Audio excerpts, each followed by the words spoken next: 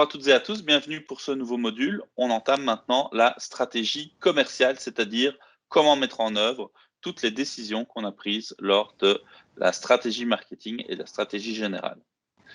Alors, le premier aspect de la stratégie commerciale, c'est de trouver l'information. Une fois qu'on aura trouvé cette info et qu'on aura défini et mis en œuvre tous nos choix, on va pouvoir communiquer, on va pouvoir vendre.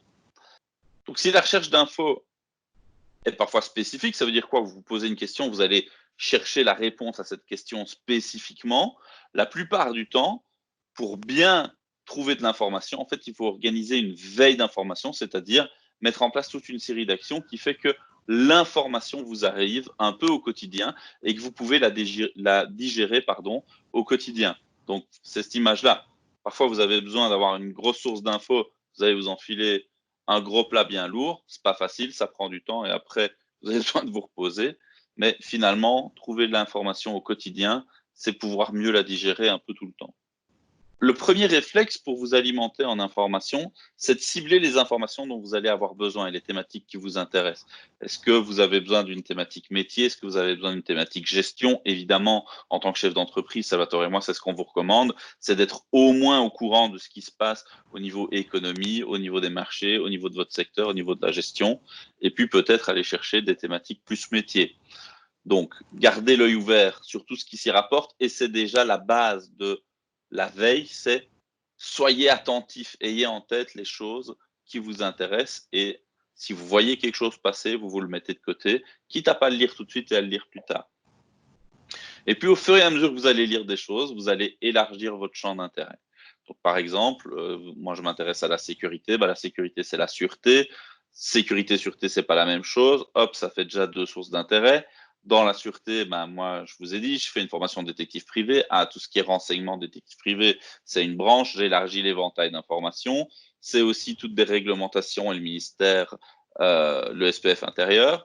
OK, voilà une source d'information. C'est peut-être aussi le gardiennage, une source d'information, la vidéosurveillance, une source d'information, les systèmes d'alarme, une source d'information. Et donc, au fur et à mesure où vous vous intéressez à des choses, vos racines d'arbres de connaissances vont aller chercher de plus en plus loin et vous allez augmenter vos sources d'information. On en vient donc au ciblage des sources, puisque vous avez augmenté vos sources d'information. Quelles sont les sources d'information qui sont les plus adaptées à ce que vous cherchez? Et donc, très souvent, vous allez commencer, et c'est ce qu'on vous conseille vraiment, par aller chercher la source d'information officielle. Et ce que je vous ai déjà dit dans une vidéo antérieure, c'est en fait, vous allez très vite vous rendre compte, si vous cherchez de l'information fiable, que c'est au ministère que vous allez les trouver, au SPF Santé publique, au SPF Finance, au SPF Intérieur, au SPF que sais-je encore. Mais c'est là que vous allez trouver l'information de base la plus utile, en tout cas la plus crédible et souvent la plus officielle. Parce que qui dit source d'information dit les lois, les règlements et les contraintes qui en découlent. Il faut donc aller chercher ça à la source. Donc, renseignez-vous également sur ce qui se passe ailleurs, dans d'autres pays, en Europe, dans d'autres entreprises que la vôtre. Il n'y a pas que sur vous que vous devez tourner l'information.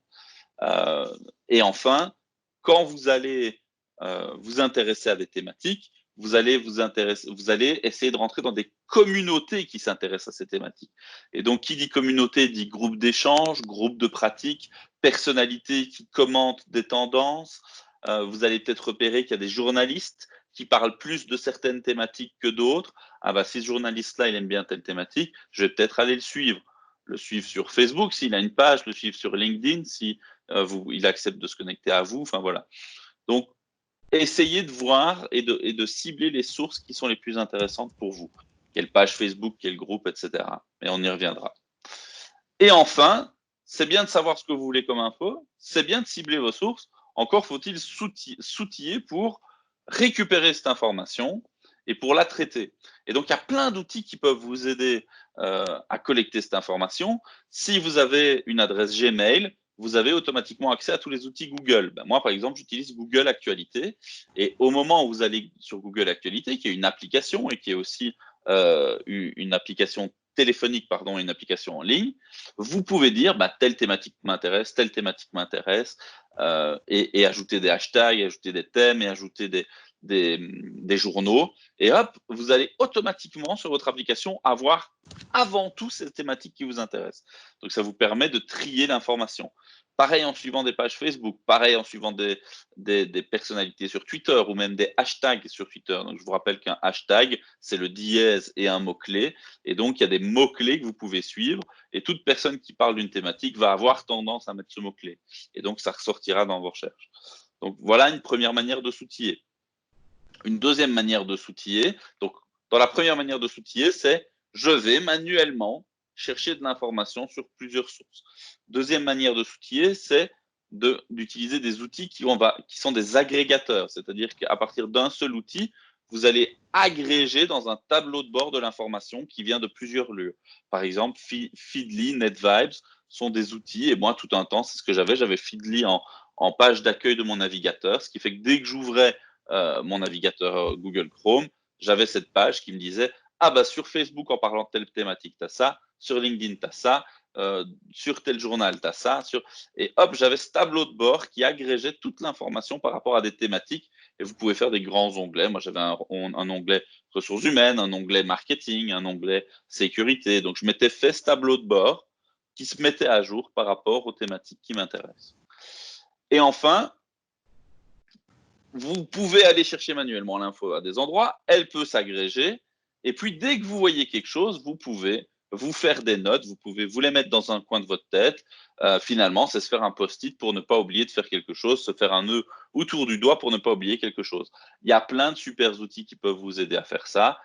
Moi, j'utilise OneNote donc c'est un outil Microsoft pour prendre toutes mes notes, aller mettre tout plein de liens et alors faire des recherches, ajouter des commentaires, etc. C'est l'outil officiel de Microsoft. Son pendant, qui n'est pas Microsoft, le plus utilisé, c'est Evernote. Et moi, personnellement, j'utilise aussi Google Keep pour tout ce qui est de l'ordre du post-it, liste de courses. Je vois une page web qui m'intéresse, je clique sur la petite ampoule de Google Keep, boum, ça s'ajoute automatiquement dans mes post-it. Et après, vous pouvez trier vos post-it par mots-clés, par couleur, par truc. Donc, il y a plein d'outils super puissants pour vous aider à organiser votre veille. Je vous invite à les utiliser. Salvatore, tu utilises d'autres outils ou tu as les mêmes que moi? Alors, j'utilise moins tout ce qui est Google Actualité parce que je recherche beaucoup d'informations officielles, de l'information fiscale, de l'information comptable. Donc, ça passe beaucoup par les réseaux des professionnels et particulièrement les magazines spécialisés. On y Par reviendra. exemple, le magazine de l'Ordre, Hmm. etc. Mais ça passe aussi par je ne vais pas dire des influenceurs, mais par des personnes qui font référence, par exemple, sur LinkedIn. Et Hmm. donc, ce sont des fiscalistes reconnus, ce sont des avocats fiscalistes assez pointus, ce sont des profs de fiscalité. Et donc, grâce à ces personnes-là, j'arrive à voir les publications qui émanent d'eux et donc me tenir à jour. Super. Donc ça, c'était un peu l'introduction pour trouver l'information, c'est de dire, bah, c'est bien de trouver l'information, encore faut-il avoir les outils et les bons réflexes que pour trouver la bonne information. Parce qu'aujourd'hui, on est dans un monde de la fake news, qui veut dire que trouver de l'information, si c'est la mauvaise information, c'est pourri. Et attention aux on-dit. Il y a beaucoup de on-dit, et vous les prenez pour argent comptant parce que des gens disent ouais mais moi j'ai toujours fait comme ça, etc. Vous vous retrouvez à traiter de la mauvaise information. Je vais vous donner un exemple très, très concret. Moi, je suis dans le domaine de la sécurité. On m'a toujours dit, une entreprise de gardiennage ne peut pas faire d'enquête sur ses propres agents. En fait, c'était vrai avant 2017. Depuis 2017, changement de loi. La loi permet aujourd'hui à une entreprise de gardiennage d'engager ses propres détectives privés et donc de faire ses enquêtes sur ses propres agents de gardiennage. Alors, ça, c'est très spécifique par rapport à un secteur qui est lui-même très spécifique, mais c'est pour vous dire, j'ai des profs dans des formations officielles qui m'ont donné la mauvaise information parce qu'ils ne sont pas à jour avec la loi. Donc, c'est vraiment important de vous tenir à jour, et c'est pour ça que je vous parle de flux d'actualité qui se mettent à jour au quotidien pour pouvoir avoir la dernière information. Et donc ces informations, on va aller les chercher dans des lieux différents pour analyser des choses différentes. Et donc en stratégie marketing, on vous a parlé d'analyse de l'environnement, du marché et du secteur. On va essayer ici d'aller voir les différentes sources d'informations sur ces trois axes. Alors, pour l'environnement, de manière très générale, on a d'abord les grands médias, les médias publics, les médias économiques et les médias spécialisés. Salvatore vient de vous parler du Journal de l'Ordre. Voilà, c'est un média spécialisé. Donc ici, je commence par vous montrer des exemples des médias publics les plus larges. Ici, pour les thématiques économiques, la RTBF, bien entendu, la Libre Belgique, qui a aussi de l'information assez pertinente, et pourquoi pas aller chercher aussi dans des médias étrangers. Le Temps, c'est un journal suisse qui fait des articles extrêmement bien foutus. Salvatore et moi, on est assez friands des articles économiques qui sortent du journal Le Temps. Puis vous avez la presse qui est vraiment orientée économique, par exemple le Trends Tendance ou bien l'Écho. Vous avez des journaux qui sont plutôt thématiques. Donc Salvatore est un grand fan du journal, du magazine The Good Life, qui est un magazine sur les tendances actuelles et une sorte de magazine lifestyle, mais plutôt haut de gamme. Je vous ai aussi sorti le mag, je pense qu'il est mensuel, Profil, qui est celui de ma mutualité, Omnimut. Voilà, une mutualité va vous sortir aussi un magazine avec de l'information pertinente, régulière, sur les nouvelles lois, les nouvelles tendances que vous pouvez faire, pas faire, vos avantages, etc. Un autre magazine de ce type-là, je ne sais pas s'il vient après, non, il ne vient pas après, mais un autre magazine de ce type-là qui est très bien fait, et on aime ou on n'aime pas ce secrétariat social, mais le magazine de l'UCM vous donne de l'information très pertinente de manière très régulière. Et puis, vous voyez, les 4 derniers que je viens de faire apparaître, ce sont des magazines qui sont vraiment thématiques par rapport à des métiers spécifiques. Donc, on va avoir des magazines sur de l'informatique, des magazines sur l'atelier floral, les magazines IMO. Ici, People's Fair, c'est un magazine RH. Donc, vous voyez que par rapport à votre secteur d'activité, à coup sûr, vous allez trouver des magazines thématiques dedans. Alors souvent on se dit, je rencontre beaucoup de professionnels qui disent oui mais moi j'ai pas le temps ni de lire ni de s'informer. On donne beaucoup cours par exemple aux opticiens et on est chaque fois surpris du peu d'informations et du peu de connaissances du secteur. On va y revenir un petit peu plus en avant, mais tout ça pour dire que il y a un manque de connaissances générales, on va parler d'érudition souvent dans votre secteur. Il ne faut pas croire que tout ce dont on vous parle, ce ne sont que pour des professions intellectuelles. Si vous êtes dans les métiers du bâtiment, si vous ne lisez pas, ça veut dire que vous passez peut-être aussi à côté de tendances, mais vous passez peut-être à côté aussi d'outillage ou de techniques innovantes. Moi, je suis surpris, là je fais construire une maison, je suis surpris dans les corps de métier, quand on leur parle de techniques nouvelles, du peu de corps de métier qui savent directement de quoi il s'agit, qui ne maîtrisent pas la technique, qui ne l'ont jamais fait, qui ne savent pas en donner les avantages ou les inconvénients, qui savent du coup pas vous remettre de prix. Ça génère évidemment de la méfiance vis-à-vis du client. Parce que comme je pense que Sylvain vous avait parlé du cas des montres de luxe, ça dépend la cible que vous allez choisir, mais vous pouvez avoir des cibles qui s'y connaissent très fort et donc ils vont venir chez vous avec des demandes très précises. Si à ce moment-là, vous êtes le bec dans l'eau, un, ça ne va pas le faire. Deux, vous risquez d'avoir une mauvaise réputation auprès de cette cible-là. Et donc, si votre projet tournait autour de cette cible-là, c'est foutu. Et c'est ce qui arrive assez souvent, c'est-à-dire qu'on a des corps de métier, des métiers techniques qui n'arrivent pas à trouver leur place auprès de leur cible, tout simplement parce qu'ils n'arrivent pas à répondre aux besoins. Donc, attention, je prends un exemple très concret. Vous êtes électricien de nos jours. Alors, il y a eu toute la vague de la domotique où on se disait, ah, c'est la domotique, mais par exemple, maintenant, on est à des maisons qui sont connectées, on est à des objets, on parle de IoT, c'est-à-dire Internet of Things. On parle de maisons connectées, on parle de maisons donc, qui ont besoin de réseaux. Je connais très peu d'électriciens qui sont vraiment très bons dans le domaine du réseau. Et alors ils disent, ah, c'est pas mon domaine. Le problème, c'est que l'informaticien, son domaine, c'est pas non plus de faire un câblage réseau la plupart du temps, parce que c'est pas lui qui va aller ramper sous la laine de verre dans le faux plafond pour aller passer des câbles et pour aller gainer le tout. Et donc on voit qu'il y a une dualité, c'est-à-dire d'un côté, un électricien qui ne se sent pas à l'aise avec ce domaine-là et qui se dit c'est pas pour moi, c'est pour les autres, et les autres qui se disent bah non, c'est pour l'électricien. Et donc, il y a une espèce de vide, un marché qui est laissé vide. Oui, puis quand tu parles de domotique, si l'électricien commence à installer des objets connectés, ça veut dire qu'il doit pouvoir en parler. Et pouvoir en parler, c'est quoi? C'est connaître des marques. Les marques n'ont pas tous les mêmes objets. Ils ne sont pas tous connectés de la même façon. Il n'y a pas les mêmes gammes, hein, parce qu'il y a des marques qui ont des gammes beaucoup plus importantes que d'autres. Et il y a des marques qui ont des objets qui vont parler un langage qui est limité à leur marque. Je pense à Google, je pense à Amazon, je pense à des choses comme ça, qui ont leurs propres objets. Et puis, il y a des objets qui parlent un langage open source qu'on va pouvoir faire évoluer, où on va pouvoir connecter des nouvelles choses qui sont de marques différentes. Et ça, votre électricien, je ne suis pas sûr qu'il peut vous en parler. Peut-être que oui, peut-être que non.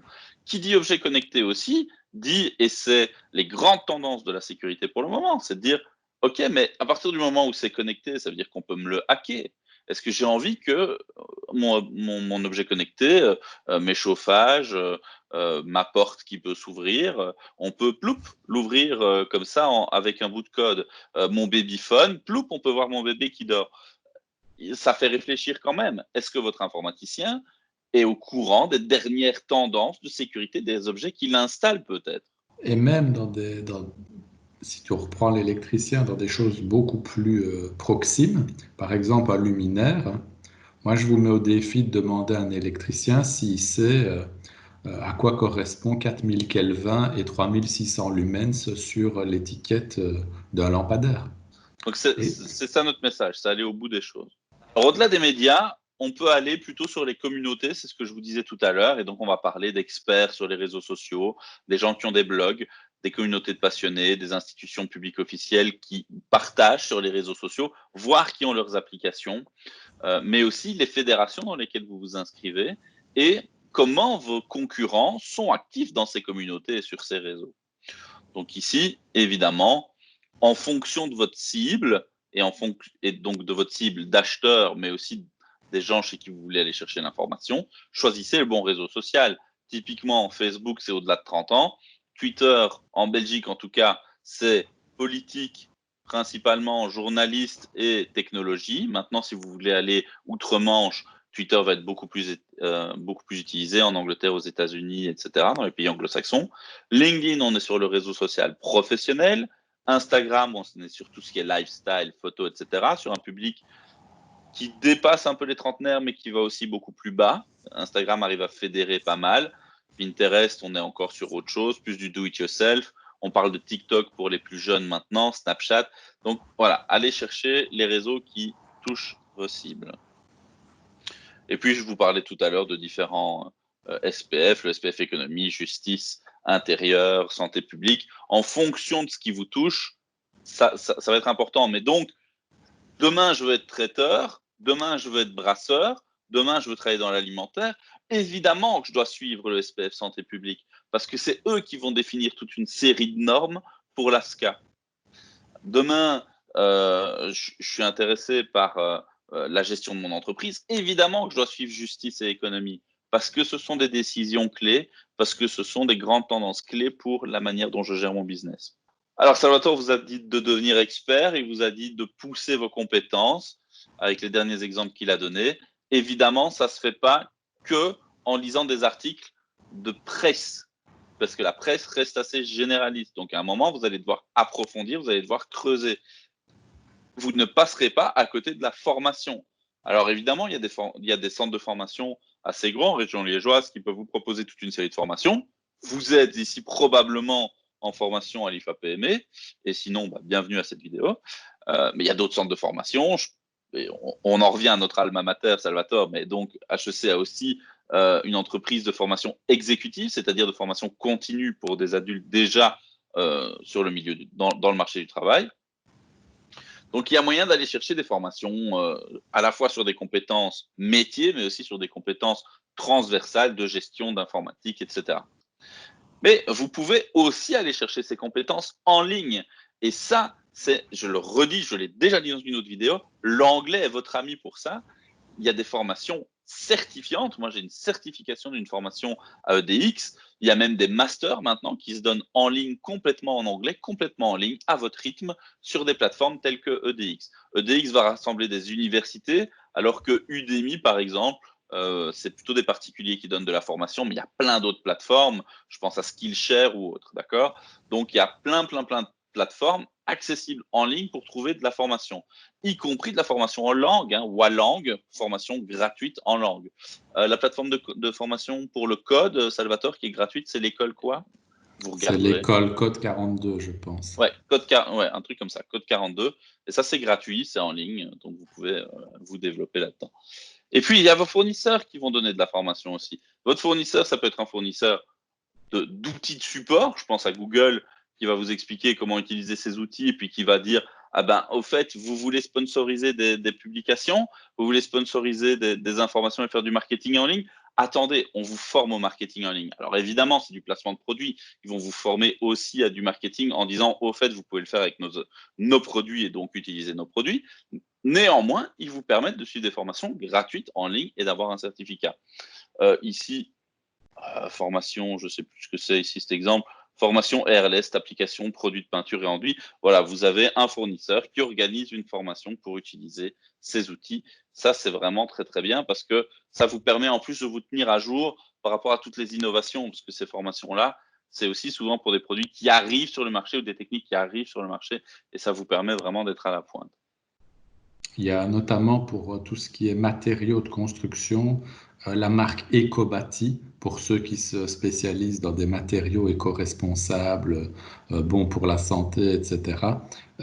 Non seulement ils fournissent en gros, mais ils fournissent aussi toutes les formations qui vont avec pour savoir mettre de la peinture à l'argile, pour mettre des enduits non avec des composés volatiles qui sont beaucoup moins importants, ce genre de choses, avec du liège par exemple, des formations sur l'étanchéité en liège. Il y a énormément de choses qui se font. Donc voilà, et Ecobati, c'est une chaîne de magasins qui existe, ici sur Liège en tout cas. Vous allez évidemment apprendre des autres. Donc, n'oubliez pas de vous mettre en relation dans des réseaux professionnels. Ici, j'ai pris l'exemple d'Epsilon, qui est le réseau de la formation et du développement des compétences en Belgique francophone. Voilà, c'est un réseau de professionnels, une communauté qui se retrouve pour échanger, vivre des moments ensemble, discuter de leurs problèmes, etc.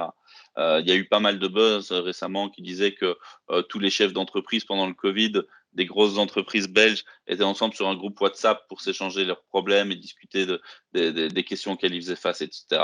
Ben, oui, parce qu'on apprend de ses pairs. Donc, n'hésitez pas à vous mettre en relation. Donc, il y a des communautés d'experts et puis vous avez vraiment des réseaux qui sont des réseaux business comme le BNI ou le Break2Biz, qui sont des réseaux qui sont organisés avec une manière de fonctionner, qui essayent de vous faire des activités en décalé par rapport à votre journée de travail. Donc, généralement, c'est des petits déjeuners et donc vous devez vous lever tôt, mais au moins, vous ne perdez pas votre journée de travail et vous vous retrouvez là entre professionnels pour essayer de vous faire connaître, de vendre vos services aux autres membres du réseau et au réseau de ces membres-là. Et vous-même, vous apprenez à connaître les autres et vous allez pouvoir les placer ailleurs. C'est des trucs assez bien rodés qui fonctionnent très, très bien. Donc, je vous invite à rejoindre ça. Dernière chose, c'est que vous allez trouver des professionnels et des experts sur des salons. Et là, bien entendu, vous allez pouvoir échanger avec des clients, avec des concurrents, avec des fournisseurs sur des salons thématiques. Donc, je peux que vous inviter à vraiment participer à des salons du mariage, par exemple. Ici, un salon dans le bâtiment. Il y a plein de salons sur plein de thématiques. Epsilon fait un salon sur la formation et le développement des compétences. Donc, des salons, il y en a beaucoup. Et pas que en Belgique, n'hésitez pas à vous déplacer. Paris, c'est vraiment la capitale de France, mais c'est aussi la capitale des salons. Donc, vous allez à Porte de Versailles, il y a 1 milliard de salons dans des bâtiments qui sont faits pour ça, sur la sécurité, sur la sûreté, sur tout ce que vous pouvez imaginer. Il y a des salons pour, donc n'hésitez pas. Paris, c'est jamais qu'à 4 heures d'ici en bagnole, 2 heures et demie en TGV, donc ça vaut la peine. Voilà toutes les sources sur lesquelles vous allez pouvoir trouver de l'info pour votre environnement. Alors, en ce qui concerne le marché, je vous rappelle que c'est les clients potentiels, mais également les clients que vous avez déjà et analyser les clients que vous avez déjà acquis. Donc, on va voir un peu ces deux typologies-là. Donc, pour les clients potentiels, pour les prospects, ben, il n'y a pas besoin de réinventer la roue. Il y a déjà des analyses, des tendances, des chiffres existants. Si vous allez sur StatBell, il y a déjà de l'information sur les grandes tendances d'achat, etc. Si vous achetez de la presse économique, vous verrez les grandes tendances. Quelques recherches en ligne vous permettront de voir les tendances de consommation et des enquêtes préexistantes. Donc, comme vous l'a dit Salvatore quand il a parlé, je pense que c'était dans les concepts fondamentaux du marketing, il vous a parlé d'études de marché en disant, vous n'avez pas les fonds pour vous la jouer Coca-Cola et louer un van et faire le tour de la Wallonie et faire 10 000 tests pour savoir si on aime le Fanta, si on trouve qu'il a vraiment un goût carotte et qu'on sent la carotte. Ce n'est pas possible pour vous. Donc, aidez-vous de ce qui est déjà existant et des tendances que vous voyez dans les études qui ont déjà été réalisées. Les Ça, c'est pour les... fédérations aussi sortent Oui, énormément de statistiques. Par exemple, dans la grande distribution, il y a Comeo, tout ce qui est commerce. Pour l'industrie automobile, il y a Traxio. Pour tout ce qui est concessionnaire, il y a Federauto. Il y a aussi ces fonds sectoriels dans chaque secteur. Donc, n'hésitez pas à aller consulter vos fédérations, la fédération des opticiens, la fédération qui édite un magazine d'ailleurs. Donc, à peu près tous les métiers ont leur fédération. C'est un peu, alors avec des qualités diverses, c'est juste souvent dommage que les professionnels, je trouve, ne vont pas assez consulter les informations de leur propre fédération. Euh, il y a souvent beaucoup d'informations. Il ne faut pas oublier que les gens des fédérations, c'est des gens qui sont dans le métier comme vous. Donc, ça vaut peut-être la peine de les écouter. Ils ne sont pas nazes. et puis il y a l'étude de vos clients que vous avez déjà acquis. Et ça, c'est très important parce que l'étude de vos clients, c'est ce qui va vous permettre de comprendre ce qui se passe et de vérifier que toutes les actions que vous mettez en place, tous les investissements que vous effectuez dans l'objectif d'avoir un ROI, Return on Investment, donc un retour sur ces investissements, il faut mesurer ce retour-là. Hein, si je mets, je sais pas moi, 5 000 euros d'investissement dans une pub radio et que je ne mesure pas le retour sur investissement, bah, je vais peut-être continuer à payer 5 000 euros tous les mois, tous les 6 mois, tous les ans, j'en sais rien, je ne sais pas votre budget, pour rien. Parce qu'en fait, peut-être que les gens, ils viennent que via votre page Facebook. Et que 5 000 euros investis sur une page Facebook aurait beaucoup plus d'intérêt que investir 5 000 euros sur de la radio, de la télé ou du cinéma, j'en sais rien, alors qu'il n'y a pas vraiment de retour. Donc, étudiez vos clients. Et la première source d'étude de vos clients, c'est dans la manière dont vous interagissez avec eux. Ne ratez jamais l'occasion de discuter avec un client. Il y a plein de gens qui se prennent pour des réassortisseurs, qui passent leur temps à la caisse ou en rayon, sans jamais discuter avec des clients. C'est quand même super dommage parce que le client, il vient, il a des besoins. Et juste dire, ah bah, je suis là si vous avez besoin, je comprends qu'on n'ait pas envie d'être intrusif, mais en même temps, peut-être essayer de trouver des moyens détournés d'engager la discussion parce que c'est avec eux que vous allez avoir un super feedback. C'est aussi avec un client mécontent que vous allez avoir du super feedback. Je ne sais plus qui disait ça, mais un client qui vous exprime son mécontentement, c'est super positif parce que c'est un client qui a envie de rester. Parce que s'il était tellement mécontent qu'il se barre, généralement, il n'a pas l'énergie de se plaindre. Il se barre. Par contre, un client qui est mécontent et qui vous exprime son mécontentement, il attend que son problème soit résolu. Et donc, vous avez énormément d'informations à aller chercher sur quel est le problème, comment il l'a rencontré, comment vous allez pouvoir le solutionner, s'il est satisfait de la solution que vous apportez, etc.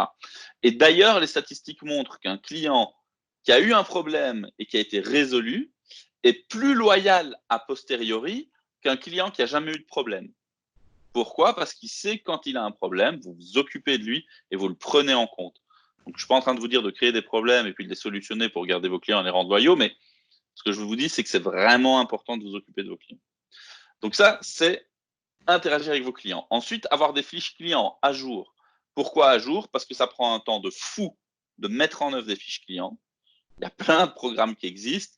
Essayez de choisir intelligemment un programme parce que si vous passez votre temps de sauter d'un programme à l'autre, vous allez perdre une énergie et un temps monstrueux à réencoder de l'information, à la passer, à l'exporter, à l'importer. Et Salvatore et moi, on l'a fait environ 12 000 fois. On peut vous dire que c'est crevant. Et puisque c'est extrêmement crevant de construire une base de données d'informations sur des clients, attention, petite parenthèse, base de données clients, ça doit obligatoirement créer une alarme dans votre tête qui porte les lettres RGPD. ces clients doivent vous donner l'autorisation de conserver ces informations-là. Eh bien, si vous ne les tenez pas à jour, ces bases de données, ça ne sert à rien. Vous avez passé un temps de fou à créer des bases de données et puis très vite, elles sont dépassées. Donc, ça veut dire qu'à chaque fois que vous avez un contact avec votre client, il faut vérifier que votre base de données est à jour. Et je suis en train de le vivre avec un client, c'est quelque chose que si on ne le met pas à jour directement, c'est très difficile de le reconstituer par après. Parce que dès les premiers instants, vous allez avoir des clients. Je pense par exemple à une pédicure médicale. Avoir un fichier informatisé de ses patients, c'est juste important. C'est même indispensable. Euh, je pense aux coiffeurs qui n'ont à peu près aucun de CRM valable. Et donc, comme CRM, Sylvain, oui, d'outils pour gérer la clientèle, sa base de données clientèle.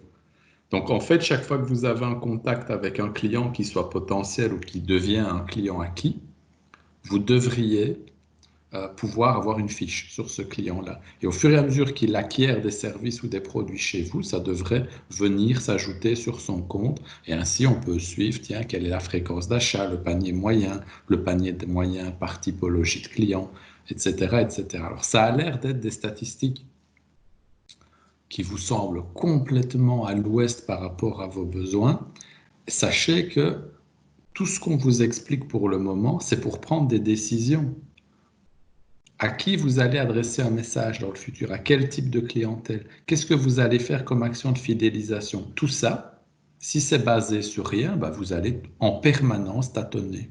Vous allez faire une pub, vous allez faire un encart, vous allez sponsoriser le club de foot du coin. Alors vous le faites peut-être parce que vous avez bon cœur, mais si derrière en plus vous savez en tirer des statistiques, ça vaut vraiment la peine parce que vous allez vous dire, tiens, telle action, elle a eu vraiment un impact, telle autre action, elle n'a pas eu du tout d'impact. Et vous allez pouvoir soit économiser de l'argent, soit accentuer ce qui marche très très fort. Donc, les fichiers clients, c'est assez facile, il y a de plus en plus d'outils. Les outils de qualité sont un peu payants, mais c'est assez facile d'avoir des fichiers clients à jour de nos jours. Alors je parle par exemple aussi des garagistes, c'est un peu bête, mais aujourd'hui, vous êtes vendeur de véhicules d'occasion, vous avez des fichiers clients. Comment est-ce que vous savez qu'une voiture que vous vendez aujourd'hui, vous savez à peu de choses près que dans un an, elle devra peut-être faire un entretien? Comment est-ce que vous recontactez ce client-là pour venir faire l'entretien chez vous? Ben, vous ne le savez pas.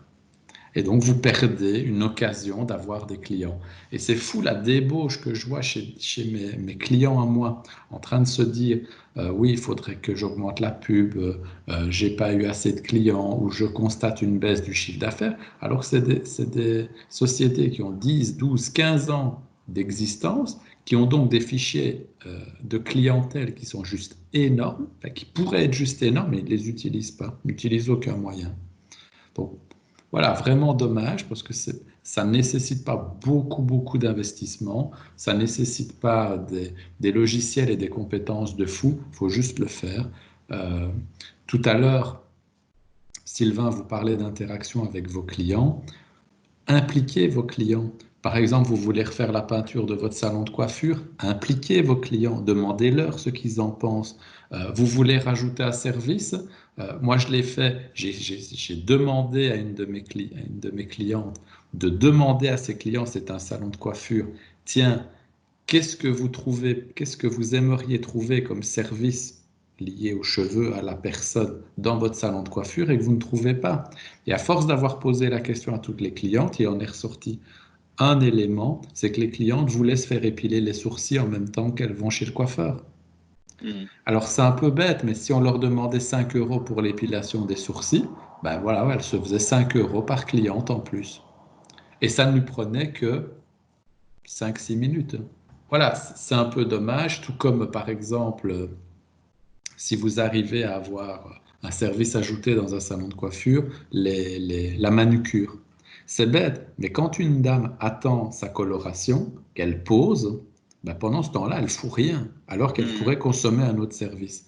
Donc, faites participer vos clients dans la gestion même de votre établissement, vous verrez qu'ils ont souvent des bonnes idées. Ça peut être une friterie. Demain, vous testez un routier. Bah, vous pourriez faire un concours en disant, ben voilà, j'offre 10 routiers, nouvelles recettes. Vous me donnez, c'est gratuit pour vous, vous me donnez un feedback et ça vous permet d'avoir une vraie opinion. Ouais. Et c'est pas cher, hein, des routiers, finalement, comme, comme prix d'investissement pour avoir un vrai retour, hein. Donc voilà. Ici, quelques images d'outils, hein, parce qu'évidemment, la comptabilité, c'est bien, mais vous avez des outils qui vous permettent de voir ça en direct, en ligne. Je pense qu'à gauche, ouais, c'est Coalabooks à gauche, donc l'outil de facturation, de suivi de facturation de la boîte liégeoise Coalabooks. À droite, c'est Sage Cloud des maths, hein, c'est un truc que toi, tu utilises, Salvatore. Donc, il y a des comptables qui peuvent vous aider à suivre vos chiffres en live, en direct, en ligne, quoi. Et donc, vous envoyez vos documents au fur et à mesure, vous les mettez simplement sur la plateforme, ils peuvent être encodés au fur et à mesure, et donc il n'y a pas de... Ça vous permet d'avoir une vision, je vais dire, en temps réel d'où vous en êtes, et pas par bloc de trimestre où vous allez une fois par trimestre chez votre comptable déposer tout sans code, et puis seulement vous avez peut-être une vision s'il vous sort le tableau trimestriel. Là, au fur et à mesure que vous amenez des documents, ils peuvent être encodés au fur et à mesure, et donc vous avez une vision en temps réel. Ah bah voilà, un exemple de CRM ici que je fais apparaître. Et donc, c'est du suivi de lead, hein, du suivi de clients avec des actions à faire par client et quel client en est où par rapport à quoi, des actions classifiées, des actions où la proposition de vente a déjà été faite, des actions où on est ici en négociation, etc.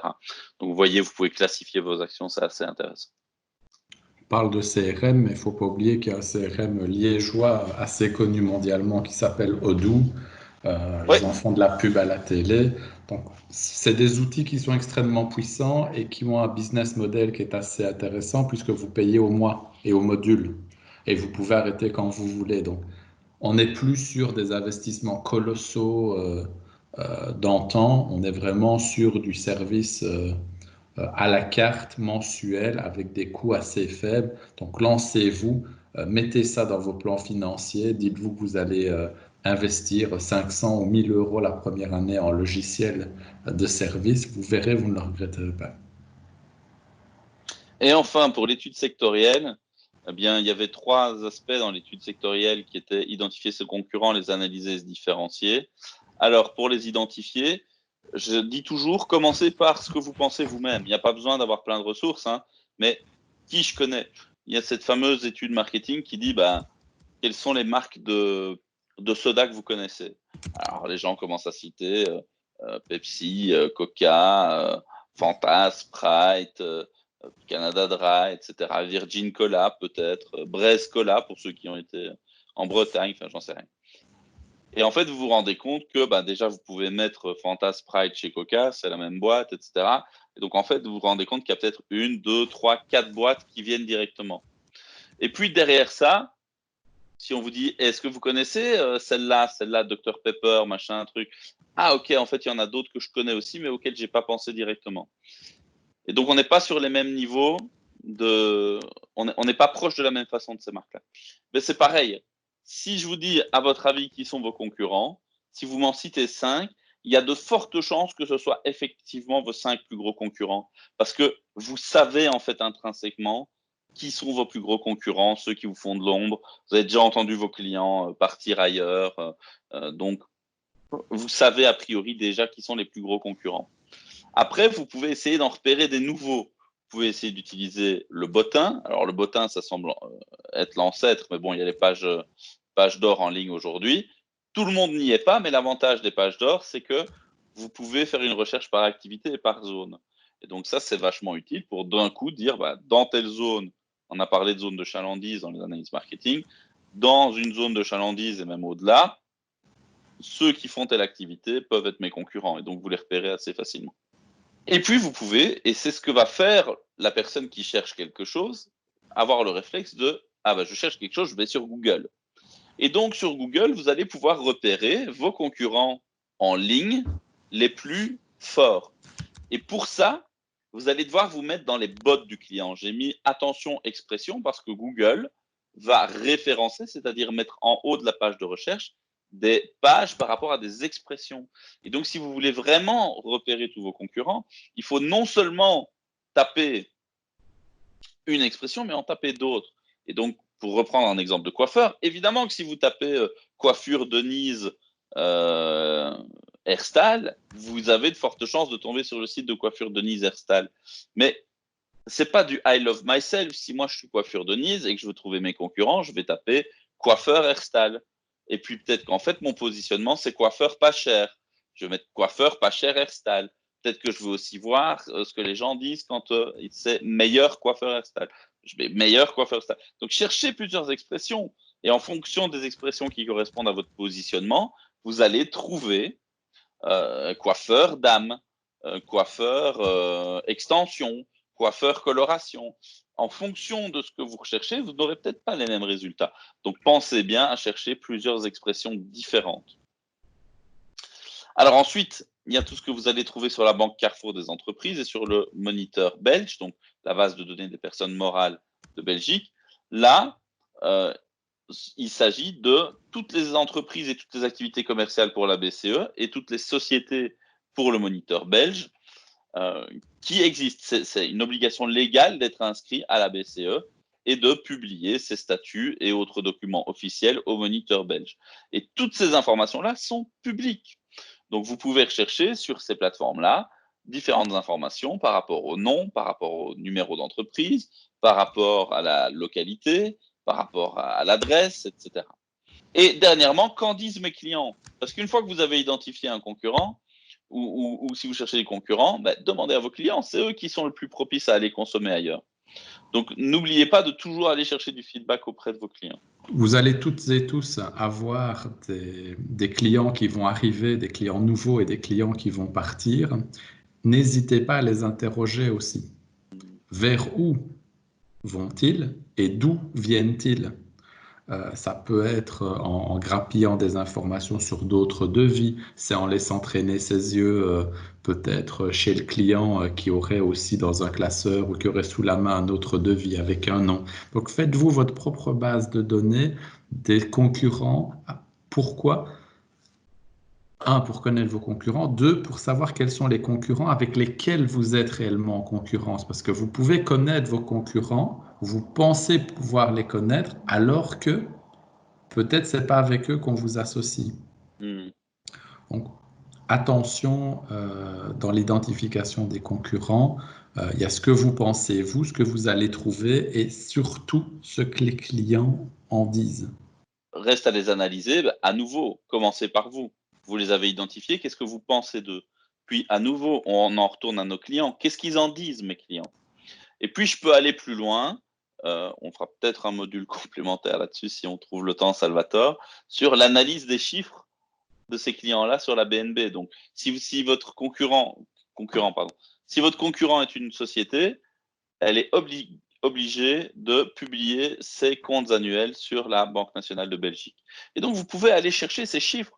Vous pouvez en fait voir combien elle gagne, quel est son bénéfice. Vous pouvez voir quel type d'investissement elle fait. Vous pouvez voir si elle est en croissance. Vous pouvez voir si elle est en perte. Vous pouvez voir si elle garde beaucoup de stock ou pas. Vous pouvez voir si elle engage de plus en plus de gens, si elle a dû licencier beaucoup de gens. Vous pouvez voir toute l'évolution des comptes d'une entreprise. C'est public sur la Banque nationale de Belgique. Il faut aussi regarder ce qu'ils disent, vos concurrents. Qu'est-ce qu'ils mettent en avant? Sur quoi ils communiquent? Quel message ils passent? Est-ce qu'ils font de la pub avec des call to action en disant chez nous c'est pas cher, chez nous c'est pas cher? Est-ce qu'ils disent nous on a une qualité vraiment incroyable parce qu'en fait on utilise tel type de produit, tel type de technique, on a tel type de service après-vente, etc. Sur quoi est-ce qu'ils se différencient? Sur quoi ils communiquent? Et puis finalement, rien ne vous empêche d'aller consommer chez votre concurrent. Vous faites le client mystère, vous allez voir ce que c'est quand on rentre chez eux, vous allez voir comment vous êtes traité. Et là, vous allez vraiment voir ce que c'est d'être client chez vos concurrents. Et enfin, vous différenciez parce que comment on a parlé de la différenciation en stratégie marketing, mais n'oubliez pas que se différencier, c'est bien, mais il faut se différencier en étant différent et en amenant de la valeur en plus. Et donc, vous allez vous comparer par rapport à toute une série de critères. Donc, par exemple, des valeurs. Voilà, je vais choisir que je veux me positionner sur telle valeur, tel critère. Et en fait, je me note moi sur ces critères-là et je note mes concurrents sur ces critères-là. Et donc, si je me mets 4 étoiles et lui 3 étoiles, ben, c'est bien, je voulais me différencier là-dessus et je m'estime meilleur que lui. Par contre, si je me mets 2 étoiles et à lui, je lui en mets 3, ben, c'est ennuyant parce que c'était un aspect différenciant et en fait, je suis moins bon. Donc, ça ne veut pas dire qu'il faut l'abandonner. Soit vous l'abandonnez, soit vous vous dites, zut, je voulais me différencier là-dessus et en fait, je suis moins bon. Donc, qu'est-ce que je fais pour devenir meilleur? Et c'est alors une source d'amélioration. Vous pouvez faire ce petit exercice-là vous-même. Vous pouvez demander à des amis, à d'autres clients de le faire aussi, évidemment. Oui, ça aura d'autant plus de valeur. Parce que des fois, vos amis vont vouloir vous aider, mais vous allez vous apercevoir qu'ils notent super bien vos concurrents. Et donc, vous allez vous dire, OK, ils sont super à fond derrière moi, mais mes concurrents sont super forts. Et donc, bah, si je veux vraiment me différencier, déjà, il faut que je sois aussi bon qu'eux. Et parce que vos amis les auront testés, alors ils vont peut-être aussi vous donner des conseils en disant bah, si tu veux être aussi bon que lui, il faut faire ça. Si tu veux être encore meilleur, il faudrait faire ça. Et un vrai dialogue s'engage. Alors, pour les ressources complémentaires, je vous en touche un mot en quelques minutes. Simplement vous dire, n'hésitez pas à aller écouter l'émission Parlons Business sur la RTBF, sur la première, qui est une émission assez sympa, avec des petits trucs et astuces pour les indépendants et les entrepreneurs. La chronique économique d'Hamid Faljaoui vous fait un petit état des lieux de ce qui se passe pour le moment au niveau économie. En plus, si vous aimez la bourse, il y a quelques chroniques qui concernent un peu l'investissement en bourse, pourquoi pas. Je vous ai parlé de trouver de l'information. Bah, il y a un petit lien ici sur comment faire une recherche pertinente sur Google. C'est jamais perdu. Et puis, voilà, un article sur les 10 tendances de consommation qui vont marquer 2020 pour essayer de voir si vous vous y retrouvez et si ce que vous offrez s'y retrouve ou pas. Donc voilà quelques petites ressources complémentaires. Dans le prochain module, on parlera de communication, mais pour ce module-ci, c'est terminé sur comment trouver l'information. Je vous souhaite une bonne fin de journée. Bonne soirée.